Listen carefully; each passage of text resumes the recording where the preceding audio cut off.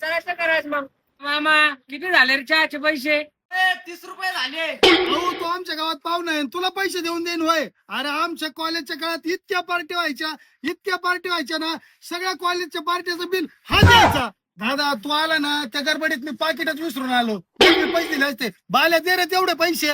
राजू भाऊ तो कॉलेजचा काळ होता, पण आता नाही ना माझ्याकडे पैसे. राजीव राहून दे, थांब मी देतो पैसे. अहो बा तो चहावाला आपला गाववाला आहे, देतो मी त्यानंतर पैसे. तू नको टेन्शन घेऊ. चला बरं आपलं, चला चला चला. काय भाऊ ते चहाचे पैसे दे ना. अरे मी राजू आहे, अरे देतो ना पैसे. काय झालं पाहुणं, मी ना जरा दाढी बिडी वाढवली ना, त्याच्यामुळे तुम्हाला ओळखीत नाही. अरे देतो ना देतो ना. तुला कस काय विसरण मी. बघ ओळखीतोय ते मला. अरे काय आहे, मी पाहुण्याच्या गडबडीत आलोय, तू देतो ना नंतर पैसे.